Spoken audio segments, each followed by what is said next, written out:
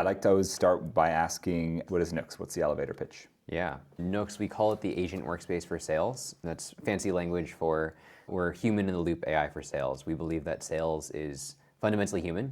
Of the different enterprise AI applications, you look at coding, customer support, legal, I think sales is one of the most human because you're dealing with human interactions. And as a result, AI can do a lot of the work, but it's going to remain human, so you need an interface for reps to work with AI, where you can delegate work to AI, AI can learn from feedback, and we're building that interface, and as a result, also capturing the intelligence to do the work. And I heard about you guys a couple of years ago. I was working with a client, and they just said, this is the best dialer I've ever used in my whole career. And I feel like you guys, before you launched this new product, were known as just the best dialer that was ever designed by humans. Why do you think you were so loved for your dialer? What was it about that first product that was so exquisite? What did you get right? Yeah, I think so. Talking about human in the loop AI, calling is this very interesting piece where it is human, right? It's legal to robocall. So you need a rep to talk with the human on the other end. But there's this really interesting low latency interaction that you need where you're helping make calls. You need to help them understand who they're talking to and what they're going to say. You need to connect them really quickly so that it's a natural sounding conversation. There's like the mechanical pieces of like phone deliverability and basically lots of attention to detail. And one of our superpowers is that attention to detail, like working really closely with customers, investing in a tight feedback loop. We have a Slack channel with every customer, and we're one of the products that our users spend the most time in every day. People use it on average 3 hours a day. And they book most of their meetings and generate most of their pipeline and hit quota mostly using Nooks. So as a result, we have this really tight feedback loop where they're very excited to give feedback and help make the product better because they're going to make more money. And we have we invest a lot in our engineering team. I'd say we have one of the best engineering teams in this space. Yeah. And as a result, are able to move very quickly. Everyone's very customer oriented.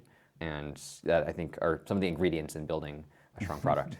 And obviously like your background and that of your co-founders was like nothing to do with sales. So what made you think you could come and do this? Yeah. And why did you even pick the dialer? What was that about? If you had asked me when I was starting Nooks 5 years ago about sales, I would have said, sales, isn't that like a dirty job? Shouldn't you build products that sell themselves?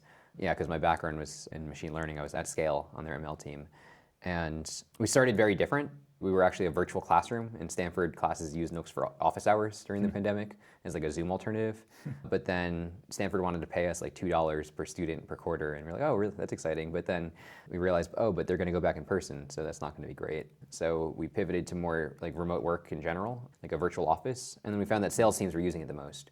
The sales floor. You watch The Wolf of Wall Street. Everyone huddles around Leonardo DiCaprio while he's making calls, and they copy him, and like that, where we can listen to other people's calls and give each other advice. So then we were like, oh, what's this sales thing? Why is everyone using Nooks to make calls together? So we spent a bunch of time with them trying to understand, hey, what's this job? And we realized, one, it's not a dirty job. You're actually adding a lot of value, helping people solve problems, different types of problems, not code, but human problems. Yeah. And it's also one of the biggest opportunities for automation, where they're all like writing emails and making calls and things that AI can do. And then we started building the dialer because they were all making calls together on the sales floor. And it was like, great, but it was really slow, right? You'd spend an hour and have 3 conversations. And we're like, yeah, you could definitely make that better. So that's actually how we got into, that was the first piece of automation that we built for sellers. And then fast forward, now we own all the different pieces, like email, research, list building, coaching, on top of just calling. Yeah. Fast forward to today, you've launched this like horizontal platform for the BDR, for the SDR. What, in a nutshell, what is it? Yeah. So you can think we own the full action set for reps for generating pipeline. So like everything from the workflow, you start by researching your book of business and picking accounts, and then for each of those accounts, finding which prospects to go reach out to, and then messaging them over email and making calls and LinkedIn messages and SMS. And so we own that full action set, as well as people use signals tools, but like they're isolated from the actions. Like we encompass all like the end-to-end action as well as the full context, and unify that as like one interface for reps to work with AI to both execute the actions and own and store the context and capture the reps' understanding of accounts in their strategy. And when you were building this, I mean, you mentioned earlier on, you were saying, okay, we looked at the role and we thought this could be automated with AI, but as you and I have been chatting earlier, like obviously you believe strongly that humans are going to be critical for the role going forward. We're still going to need reps and human reps. Where in your product, like where do you think the human touch is going to be applied, and where does it have most leverage versus which parts of the job are you trying to automate and get the reps to spend less time on? Yeah, for sure. Yeah, I think what's above the surface and what's below the surface. Above the surface is like the things that actually require people. So this is like building relationships and trust and being creative and strategic and evolving kind of the process and strategy. And then like below the surface is like more mechanical, like finding a phone number or like taking notes or updating the CRM. And there's like the stuff more in the middle where it's, okay, identifying which prospects to go after. There's some judgment that you have to apply. And I think the strategy evolves over time, but reps can teach this to AI, right? Like the models are not naturally good at this because it's very ambiguous. There's not like one right answer. It's part of a broader strategy. And sales is this unique problem where because you're dealing with human interactions, like there's a lot of hidden state, right? Hidden actors, hidden priorities, like incentives. Like reps need to teach the AI that mental model of the sales process. And AI is already really good at automating some of the mechanical pieces, skipping ringing and answer machines. There's generally one right answer, and just do it as fast and as accurately as possible. But then as you start getting to this more ambiguous, hey, what's the next best action? Should we start bottoms up or top down or start with this message or that message? Then I think you start getting to this point where you do want reps teaching the models on like how to act. The way we're building the interface is like very human in the loop where reps can delegate work and say, hey, can you go find some prospects for me? And then we'll come back and say, hey, here are like the top 5 prospects and which ones do you actually want? And then they select 3 of them. And then we learn. We say, hey, they actually like these. We'll always suggest prospects with a reason. And then we say, okay, they like these prospects for these reasons. And the next time we can do that better. So by building it in with these like feedback loops from reps, our agents can get smarter and do the work more automatically next time. And you were showing me the product earlier. It's amazing, and it's quite a lot to have built. I'm curious, like, how long did it take you guys to build? Yeah. Like, how long have you been planning and plotting this thing from like the dialer to this? Yeah. So we started building the dialer in like mid 2022, and we actually still have the sales floor. I didn't even show you that piece. Yeah. But that one we started building in 2020. Okay. And then have gradually added pieces, coaching, enrichment, phone number enrichment. We've added, like obviously sequencing is like a big recent one that we've released. Plus like the prospecting, we've had pieces of that for over a year now. So yeah, it's definitely all been gradual and working really closely with design partners to make sure, because there is a lot of attention to detail. Yeah. You can't just ship things and, because even AI emails, right? It's easy, writing an email sounds like a simple problem for AI, but it's actually like impossible to write a good email without the full context on an account. And an understanding of how that email fits into the broader strategy for that account. So yeah, like a lot of that detail needs to come actually from direct user and customer feedback. Yeah, and you're obviously going up against Outreach and Salesloft, I would assume, but I'm curious, like in the strategy of the product, who are you targeting? Are you targeting Outreach and Salesloft customers, or would you say like your early adopters are slightly different, look different? Yeah, we have a lot of companies switching over from Outreach and Salesloft to Nooks. Yeah, like hundreds of teams are.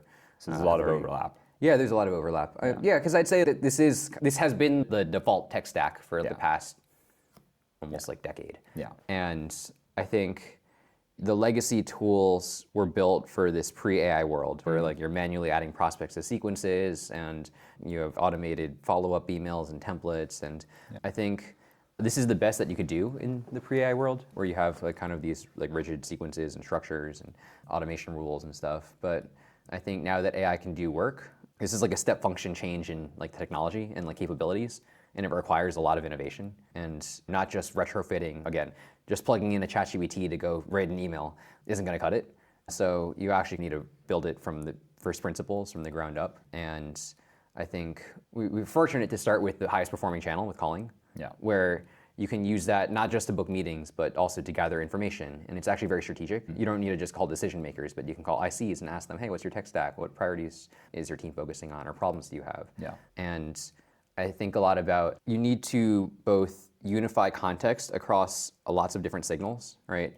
If lots of people will have a job change signal that might trigger some basic sequence, right? And it says, congrats on your new job. But that's actually, everyone can do that, and it's like not as powerful. Instead, like lots of our companies, we work with like larger companies, and they've already called and talked to these people before.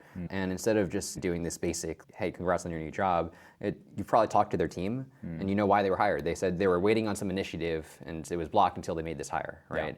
So instead, they can say, oh, congrats, I saw you were brought in because I talked to Emma and she said that you guys were going to prioritize this problem. Like, how are you approaching it? And that's a lot more strategic, right? Yeah. But you only get that when you have the full context. And then also coordinating signals with actions and across actions. When a tool is built to have, you have 50 due email tasks a day, you mostly are just thinking about writing those emails. You're not thinking about what is the deeper problem that I'm solving for this company and like, how does this fit into our broader strategy? You're just gonna go write the emails. Yeah.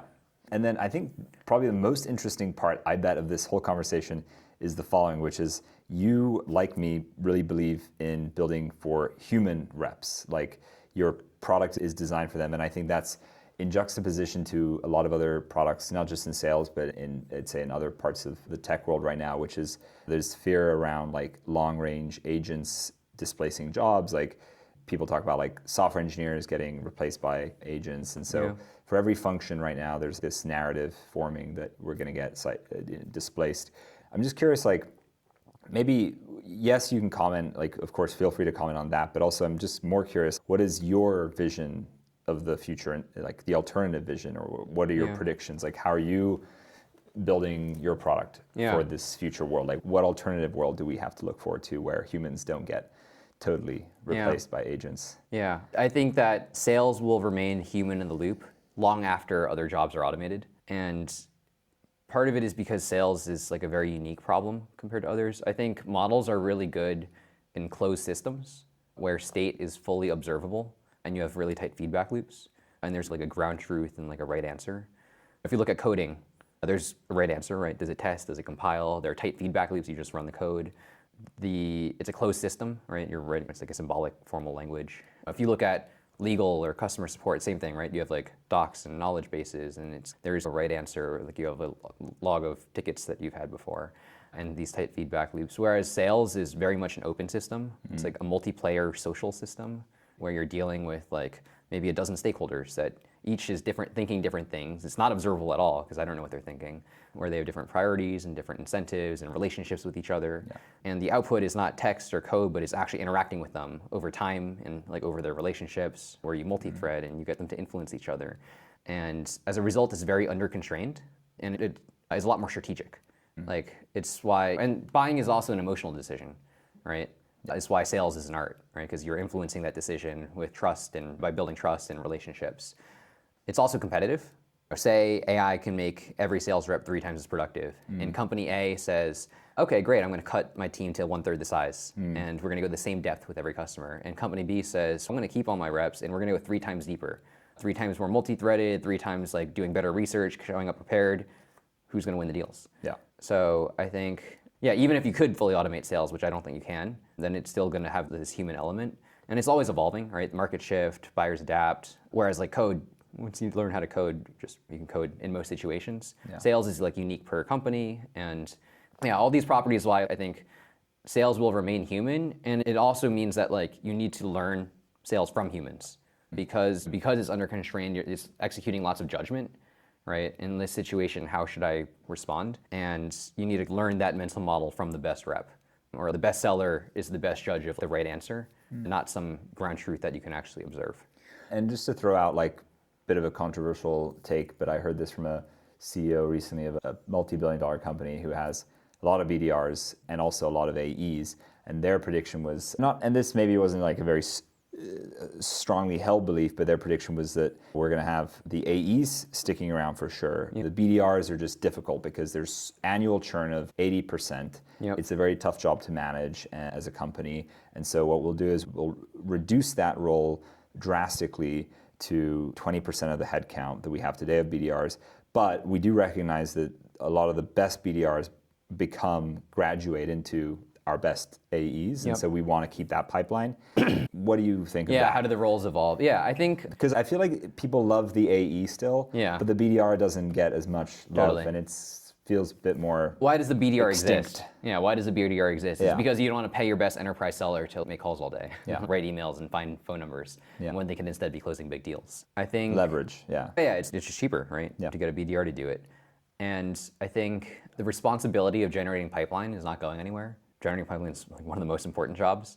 Someone's responsible. Someone's responsible for it because, and I think what I was describing, like the strategic piece, right? If it's like completely, hey, they just want to buy your product and you just need to serve them, that's support. That's not sales. You need to answer their questions. But in most cases, you don't just have your product flying off the shelves and you need to automate support to go sell your product. In most cases, and then the thing that companies want to scale is, I want to go take people who don't necessarily want to buy my product right now and get them to buy my product. And this is a hard job.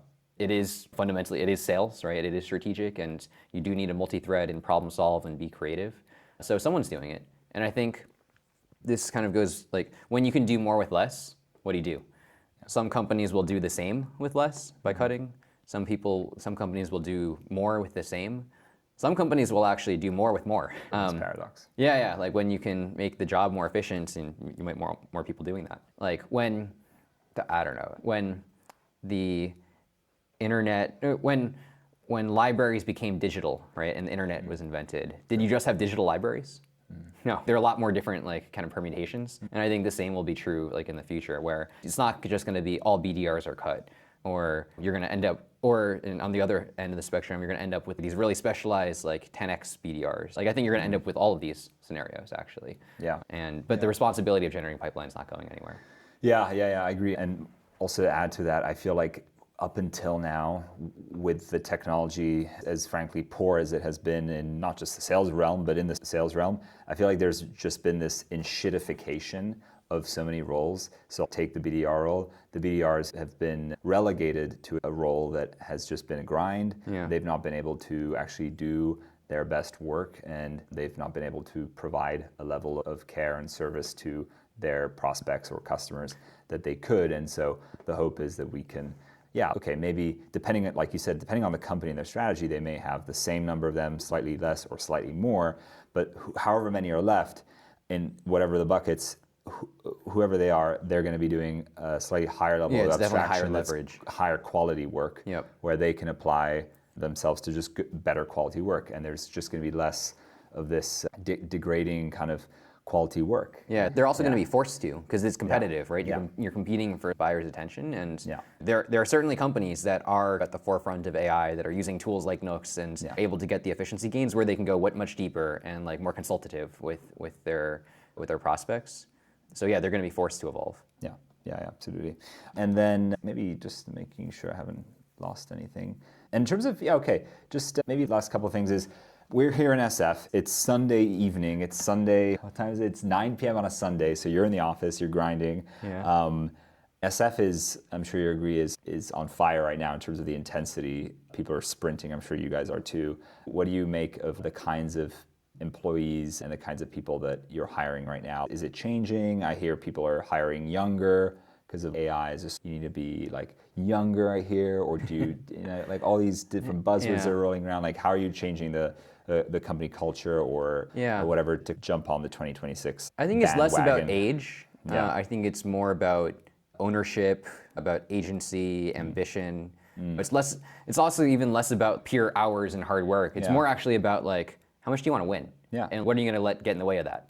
And we have more jobs than people to do them. So like probably to win, you do need to work hard, right? But I actually don't care like that you're doing a 996 or whatever. Sure. I care that you want to win and you're not going to let much get in the way of that. So like our values, one is extreme ownership, earn customer love, do more with less, ask why, energize and support the team, and be a good person.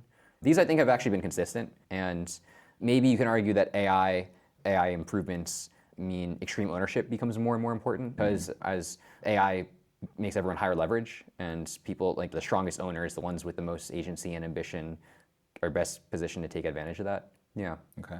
And what do you, headcount-wise, is there a number you're trying to get to, and any notable hires that you want to let the folks at home know that you're looking for? We have a headcount model, but like we don't have goals really as much around headcount per se.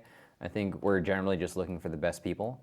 And we are normally more constrained by the pace at which we can find these good people, more so than the number of like people that we have allocated in headcount. And we're hiring across the board. We're hiring in go-to-market for sellers across segments, solutions engineers, go-to-market engineer, marketing, CS. We're hiring across engineering, always looking for the best engineers, machine learning engineers, full stack, back-end, product managers, designers, you name it. The whole thing. Amazing. Okay, thanks for taking the time. Thank you.